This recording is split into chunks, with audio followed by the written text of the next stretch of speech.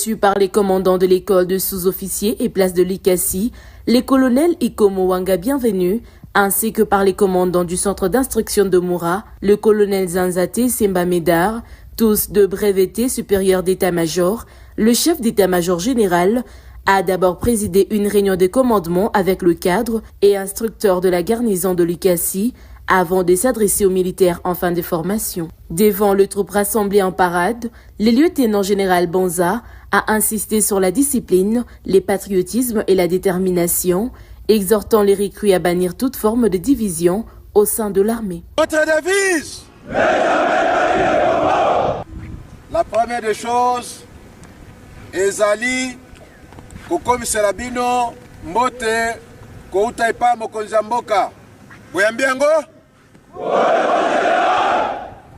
Atindeli bino pe ba félicitations pona ko andire bo andire na formation oyo bouti kozua. Ezambala nga liboso te na telema awa. Baike bayebi ngai boete. Na yaka tango bobandi koya j'étais encore na fonction mosusu. Mais c'est la première fois na telema lokola chef d'état-major général na bino. Na lingina lobela bino na makambo maike oya liboso etali discipline. Nakanisi tout au long ya formation na bino kobanda mokolo ya liboso bokotaka awa ti lelo barapelaka bino kaka banotion ya discipline boyete eloko tozali koluka ezali korepete biso yango boyete toyokani tolingi nde to vivre yango na makambo nyonso tokosalaka soda nyonso sengeli ayeba soki discipline eza te musala ya soda pe ekofi olaninga malamu. Le chef d'état-major général a également appelé le militaire à se préparer pour leur futur déploiement sur le terrain. Sika bozali awa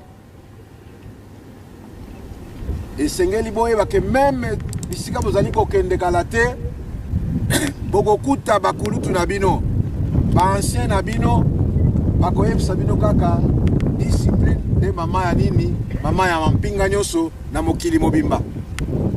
Soki discipline eza te bato bakotambola botaba. Soki discipline eza te bato bakotambola na désordre na loyenge pe musala masoda bokosala malamu te. Tokobatela pe eloko na lolenge esengeli te. Mikolo muke bozali kokende kosala mosala ya leta ya kobatela ekolo ya kotelemisa monguna esika azali apusa na lisusu bisika mosusu te. Mais pour que tolonga, pour que to réussir, il faut nyonso esalama na discipline. Bolaninga malamu? Discipline ya koyemba boye nana lingaka yango te. Nana lingaka moto alobi yango asali pe yango. Soda akoki jamais kotambola akomi na nzela ono ngai na kokende kuna te. O kuna eza molai ngai na kosala boye te. Tokorapele yo pe devant mibeko ya mboka bakotuna yo soki oyekolaki discipline te seki oza soda te toyokani.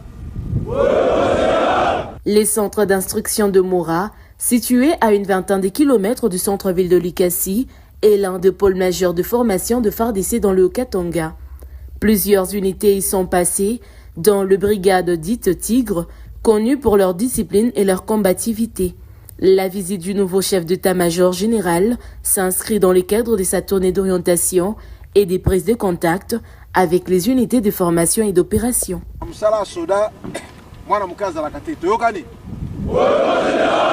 Makambo ya ba vie ya ba grand o ezate awo ezapete na fonction toyokani nabiso bandeko na bino ba congolais. La chute de Paul Kagame, Donald Trump détruit le Rwanda.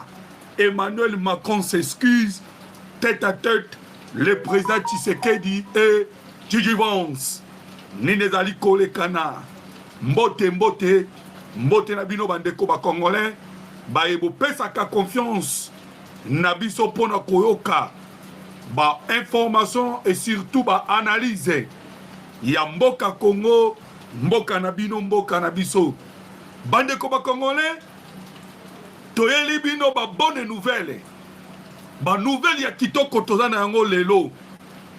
O toko beta na bino masolo awa na makambo etali la République démocratique du Congo. Toko solo lango awa na kati ya émission. Ya yambo bande ko ba Congolais toko beta li solo awa. Ya trouble eza na minute oyo. Trouble na Rwanda, trouble na France. Congo ezali mboka ya munene bande ko ba Congolais. Biso moko ba kolomboka tozongeli mboka. Na tête le président Tshisekedi. Trouble na France. Na kobetela bino likambo ekoleka na France na moment oyo. Na likambo ekoleka na Rwanda ainsi que aux États-Unis d'Amérique. Je vous dis bande ko ba Congolais. Trouble ba côté na bango nyonso wana. To banina na lisolo ya France. Parce que ma solo ya kobeta eza ebele. Tobani na France. Na parlement ya France et Indi. Pour la likambo etali Congo na Rwanda. Emmanuel Macron asphyxié. Macron na ko sabino asphyxié. Na parlement ya Rwanda ba bengisi ministre ya francophonie. Aya ko répondre. Vous savez que semaine passée, parce qu'aujourd'hui, toi, mercredi, mais décision qui dans le conseil des ministres. Conseil des ministres, qui décision na biso qui République démocratique du Congo. Toloba ki boye. La RDC a pris candidature na ye pour la francophonie. Toyebisi na France. Ce qui a beau une candidature ya Congo, to se retirer. Alors que Emmanuel Macron déjà sa positionné qui Louise Mishikiwabu. Macron, il a positionné qui Louise Mishikiwabu pour que Azonga Lisusu candidat na niveau ya francophonie. C'est le deal na bango. Mais RDC, tolobi que cette fois-ci sont aujourd'hui la direction ou le secrétariat général de la francophonie Tétokolongwa. Duel entre la République démocratique du Congo et le Rwanda pour la tête de l'Organisation internationale de la francophonie. La ministre française de la francophonie s'invite dans le débat au Parlement français. Voilà. Bandeko, Ndegeka Balobaka. Mbote na maman Agnès, merci beaucoup. Nakope sao maloba. Ndegeka balobaka. Kwanga tikela bateke. Balobaka ngopa mbate. Kwanga tikela bateke. Politique tikela ba politicien. Biso tout isa qui le président Tshisekedi. Bima la francophonie wana mazela qui le moment opportun. Soit na minute oyo Macron abeli diboma. Azoye balisusu te asala soki ndenge nini parce que il doit protéger soit à protéger Paul Kagame soit biso République démocratique du Congo tolongo esko officiellement na organisation na bango ya francophonie trouble. Alors bande ko bana bisibino que la chute de Paul Kagame, Donald Trump a autocommettre masolo à détruire Kagame et c'est fini. Oyebi ba américain ba loba ki boye ba kosili sa guerre oyo en utilisant deux armes. Oyebi ke tangu nyonso Donald Trump azaki koloba ke guerre si na Congo tozoko zongo baje. Nzoka ti Trump aloba ki guerre sili a bomba ki minduki o ako écraser nango Paul Kagame. Ah, ce qu'on t'a comment clair, bandeko, na évité ce qui ont douté. Nana ko ebisa ok, doute za isu souté. Na kotangi la bino communiquer à M23.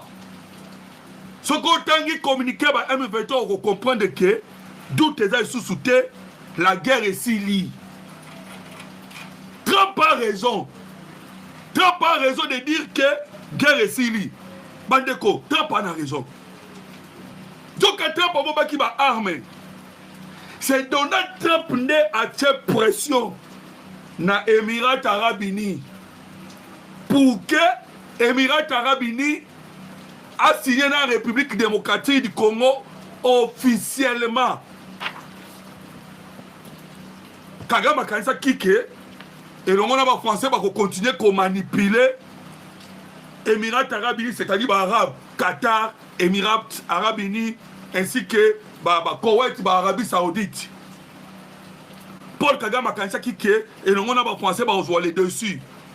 Mais l'Amérique qui a donné l'ordre, l'Amérique qui a fait pression, quand Trump a dit qu'il y a la guerre, il y a Est et la République démocratique du Congo, Namindu Kimi Balé.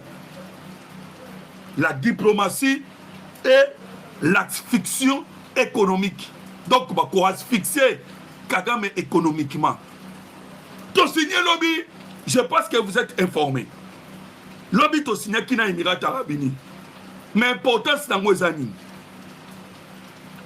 La guerre dans l'Est de la République démocratique du Congo, ils ont rappelé or. Donc, or, Tokutaka or, merci Nandeko Floribert. Donc, or, Tokutaka yango, Okozwa or, Ezalina, Nord Kivu, Sud Kivu. Pe or, Ezana Ituri. Alors, vous allez constater que le Nord Kivu et le Sud Kivu guerre ici la caté. Parce que c'est un copier or. Et marché mondial, ils ont des or. Or, on a équilibre. Or, on a la force, il y a monnaie. Voilà pourquoi guerre ici la caté. Bah, pays où on a golf. Mais sur base, il y a pression, il y a États-Unis d'Amérique. Émirats Arabes Unis a signé. C'est une victoire bande de Congolais. Pourquoi? Parce que or na biso ebimaka ekei na Rwanda, ebimaka ekei na Uganda. Ndeto loba Uganda pas eu coup fatal. Uganda pas eu coup fatal. Parce que na minute yo Émirats Arabes Unis a lobi ke ba ko exploiter donc ba ko transformer en na sol congolais. Le quoi ba ko exploiter en sol congolais, tous avantage. Hein? Déjà avantage est commis dans la République démocratique du Congo dans le moment où Koloba. Voilà pourquoi tu dis que c'est fini. C'était la pression américaine. Naouti Kolandaka tout de suite. Massad Boulos. Massad Boulos Boyebi Ozali Bokilo ya Donald Trump. Naouti Kolandae.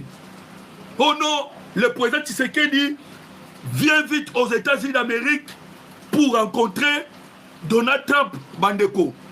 Le président Tshisekedi a okuta na Trump.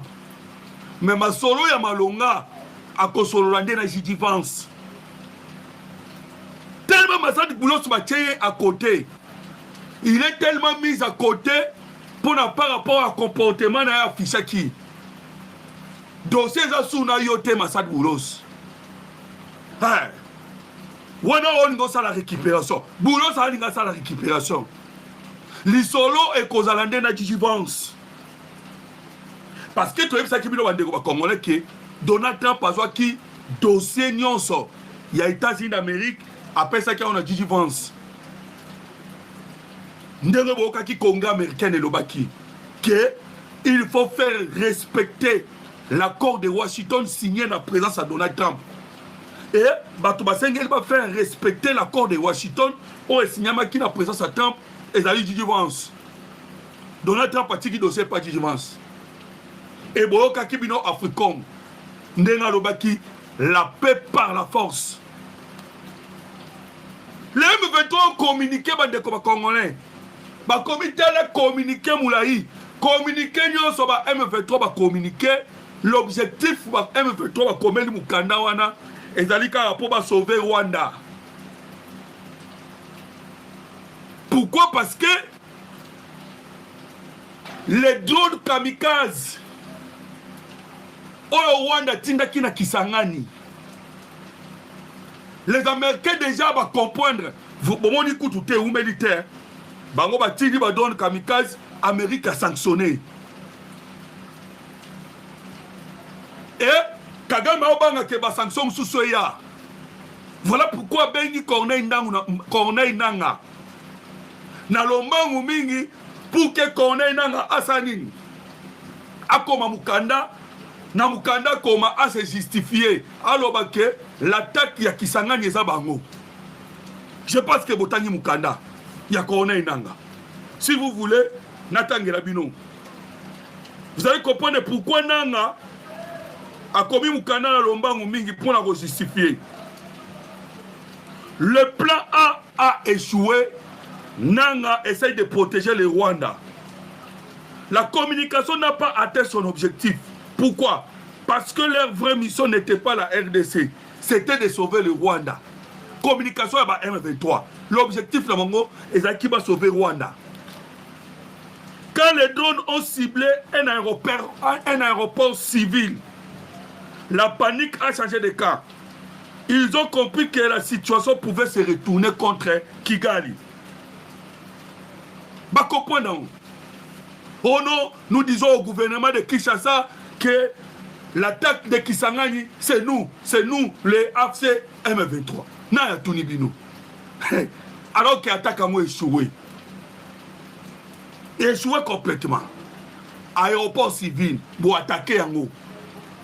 Il y a des conséquences. S'il vous plaît, pour sécuriser live, déjà, surtout dans TikTok. On va en direct le TikTok. Même dans YouTube, s'il vous plaît, Bandeko, aimez notre émission. Parce que à Toko Taka Masolo, Yamboka Kongo. Donc, Donald Trump déjà, tiens, le qui guerre ici, lui. Ayeba qui ma méthode on a appliquer. Alors, vous comprenez que dans le moment où Bisope Congo, tu as mis que toi fort, toi puissant. Tu as mis que ça appelle ma pression. Tu as pression en Rwanda, tu as pression en France. Donc France les a commis sous pression. Lorsque le président Tshisekedi Boyo Kaka, la fois dernière, Babengisa Kemba ou pas Emmanuel Macron. Akenda qui a coûté Emmanuel Macron a tchaki na mesa, ba intérêt na bango. Tel que les gamins pétrole à la Calbert. Macron a tchaki na mesa. Alors, oh non, mais si vous voulez que paix comme en RDC, nous sommes avec les Rwandais protègent ba intérêt na biso lokola ba pétrole na bango bazwakana Mozambique et puis lac Kivu. Macron a présenté plusieurs projets na président Tshisekedi pour na kotali sake jusque là ba ko soutenir Rwanda par rapport à ba intérêt wana. Même au Kozamboka na face à face na Macron a ebisi Macron. Boyebi ke biso tozaki na projet il y a 54 blocs pétroliers. Bande ko ba congolais. Oyebi ke nous avons des histoires na Mbokoyo soki to sali yango te to tika na kaba umu. Donc biso poto banal ko exploiter pétrole na biso. Biso sengina ki toza na port na biso. Le quoi d'être aux port, il y a au profond des bananes. Il faut plutôt comme à exploiter pétrole. Mais mon tableau qui veut exploiter pétrole, c'est Macron. Le président Tshisekedi a dit que pour découvrir qui 54 blocs pétroliers. Mais Macron a bloqué Kibiso. Vous voyez, Macron a bloqué Kibiso. Au travers, il y a écologie. Au République démocratique du Congo, ils allaient deuxième poumon, que deuxième poumon mondial. Parce que a dit que toi premier. Zamba, il y a Brésil, et c'est sur le niveau de Zamba na bisoté. Zamba na biso commis et Zamba moko vraiment parce que bisoto zali na auto kobenga vraiment bassin végétation zananou. Mais Macron n'a pas écologie na yé. Voilà pourquoi Donald Trump a longola kibilo kwana. 66 organisations des Nations Unies a supprimé en haut. Parce que l'organisation est allée biloko oyo ezali sous contrôle des Européens manipulés. Vous imaginez, la République démocratique du Congo tout exploité or. Et toi exploiter pétrole, Nazari Koloba. Mais on a découvert combien? 54 blocs pétroliers. Mais Babo Ibisoto, toi exploiter en nous.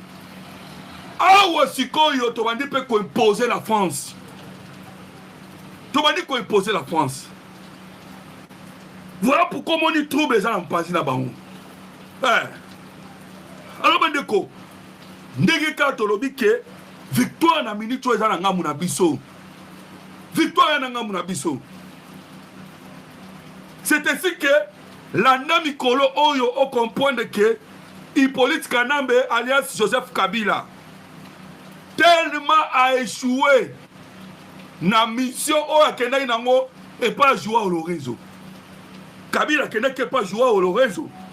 Tant que combien pas jouer au réseau, à solo là il a le réseau, à yebisi le réseau, à yaki komeka a piégé Tshisekedi. Bandeko, au moni discours Oyo Mokozambo Kauti Koloba dernièrement awa devant l'ambassadeur à Panzaki Biloko Nyonso. Na plein à Kabila et Panzanaki. Kabila ba ki kontante jena bangona Kagame. Babi non, ba kontante ba meka Tshisekedi ba chaye ba kwese na piège. Oh non, neto zabo to na possibilité ya kozongisa ba M23 Tibunagana. Ça c'était Kabila. Tu as la possibilité de ça va être Tina Bunagana et aussi sa guerre. Et le réseau peut pour naïe, il y a qui a ça la combo parce que à la partant. Dans une semaine, à côté Kakiti, à côté Kebonga, il y a Union africaine. Nous travaillons de à quoi Rovandawana. Le général Neva, Yem Takovandawana. Alors, on comprend que ndenge to beta lisolo bandeko ba congolais qui a qui contenté le président Tshisekedi. Mais Tshisekedi azongisaki Lorenzo MC Lorenzo. Si Kabila andimike na misu ya batutu que ye mukolo M23 alobi yango publiquement. Moi je n'ai pas de problème.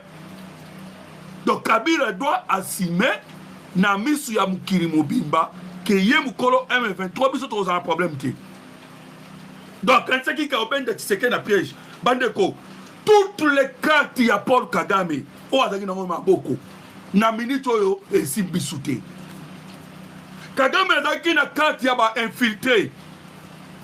Tito Bunda Kagame azaki na carte na ye. Ils avaient les infiltrés à la hauteur ba mutema. Kagame azaki na ba traître. Kagame azaki na 5 et c'est 5 ba carte oyo asimbaki na maboko. Ayebaki ke na moment moko ko utiliser ba infiltré. Na moment moko ko utiliser ba traître, na moment moko ko utiliser 5 ozoyoka. Kabila Kagame plutôt nazali koloba, azali na ba carte na maboko pour forcer Tshisekedi na dialogue. Et a auto koloba toutes les cartes oyo Paul Kagame azaki nango na minute oyo ezaka kokweya. Conseil national ya cybercriminalité basili si ba opposant auto bengi complice ba opposant o balaki na maboko Kagame o ayebaki ke ako faire nango bousculer les choses, ako faire changer les choses, ako mener dialogue tel que Sadari et les autres là. Il comptait aussi sur les infiltrés. Infiltrés ont nyonso écarté. Infiltrés balongwe na armée. Ibalaki badeko congolais touti kozwa ba révélation ya makambo etali Ibalaki touti kozwa révélation na ba jetu asalaki na ndenge pe ba kangaki et tozwa ba révélation ya Ibalaki nyonso tokobete bino liso nango tokobete bino liso la Ibalaki ndenge nini réseau wana tout o evandaki na administration na biso o evandaki na politique ya Congo o evandaki na armée bandeko Goma na Bukavu nde pesi biso maintenant l'occasion ya kopanza réseau wana réseau ba mafia tout et sukwami ezaki ba carte oyo Kagame azaki nango na maboko siko Kagame atikali na carte moko na maboko na ye. C'est AFC M23. basango ya SSC 5 moko ya bakarte oyo Kagame azali na maboko na ye mais awa nakoyebisa bino bandeko Mukwege abeti yango. S'il vous plaît bandeko, on peut ne pas être d'accord na Mukwege na makambo ebele mais makambo Mukwege alobi yango nde ezali ke total que c'est vraiment un Congolais malgré ma gauche droite. Mukwege nde aye koboma Chole. Mukwege a neutralisé Chole complètement. Yoka maloba ya Mukwege bandeko, je pense que bosi boyoka kango. Mukwege abi boy, le prix Nobel de la paix a tranché sans le gant. La priorité aujourd'hui, c'est la souveraineté, l'intégrité territoriale, nationale et la paix. Voilà. Mukwege rejoint Tshisekedi. Et c'est des marques de l'opposition politico-militaire religieuse, soumise à l'agenda du Rwanda. Le dialogue intercongolais n'est pas la solution à la crise actuelle. Il faut commencer par gagner la guerre et restaurer l'intégrité territoriale et la souveraineté de la République démocratique du Congo. Une guerre d'agression gagnée, les Congolais se réuniront entre eux sans l'influence de Kigali pour dialoguer. Bande Congolais, je pense que vous koyo Kamaroba Mukwege. Sans l'influence, il y a Kagame. Dialogue sans influence, il y a étranger. Ndenge shola koloba, ndenge shola koluka dialogue. À peine de pédale, à komi kolobo, les FARDC se tuent. Bande Congolais. Oh, le MF3 tue, le FARDC se tue. Bah, paye de pédale. Vraiment, merci, Mingina Bande quoi TikTok. Je vous remercie parce que vous avez tapoté à tous les moments. Voilà, merci. Nous n'avons pas moulabino. Protégeons les lives. Bon, aimez l'émission, bon, pas aimer l'émission à niveau ya YouTube. Alors, vous croyez que le souboé, la guerre d'agression gagnée, une fois la guerre d'agression gagnée, les Congolais se réuniront entre eux sans l'influence de Kigali pour dialoguer et déterminer les chemins à suivre pour le futur. On ne peut pas dialoguer avec ceux qui ont versé le sang des Congolais. Tous ceux qui ont le sang sur leurs mains devront obligatoirement faire face à la justice. Bandeko, Soroki Mukwege Koloba, Mukwege Aloba souvent, il y a un rapport mapping. Rapport mapping, wana, ce que Tangiango Koyoka Somo. Voilà pourquoi tu as le Carole et France et ça rôle Mokamabé. Pourquoi? Parce que à chaque fois que tu as un dialogue na Rwanda, tu as un rapport mapping et l'obining. Rapport mapping, wana bimisa, ba vérité belé. Ba vérité belé. Maman Niassi, ça la demande parce que n'a pas accepté ma demande d'ici là. Merci. Pour toi au cabinet pendenge, vous allez faire vos interventions. Donc, les rapports mapping et bibi ça ma vérité. Il y a un massacre, il y a un viol, il y a un camoué belé, ça na est la République démocratique du Congo. Voilà pourquoi Mukwege a tika une opposition wana. Quoi qu'elle dise à Tshisekedi dit. Là, maintenant, nous allons féliciter. Nous avons dit que Mukwege aza Congolais te batika distraction. Bandeko, wana ezali selon yo. Mais du moins, maloba Mukwege alobi, chola koloba ngwata mukolo moko te. Qu'il soit Congolais ou pas, à un moment il faut totalement makamususu. Que Mukwege soit Congolais ou pas, maloba oya lobby. À moins parce que na mon numéro est commis pesa ngo comme ezate. Voilà, des Rwandais parce que bande que je vous dis que ce que y a un réseau autobengaka numérique rwandaise, armée numérique rwandaise. Okoyo kandenge ba ko finga Mukwege okozwata idete. Ka pona maloba lobby. Parce que maloba Mukwege lobby est cloué Paul Kagame. Et cloué Rwanda. et clouer Mamoko Chole.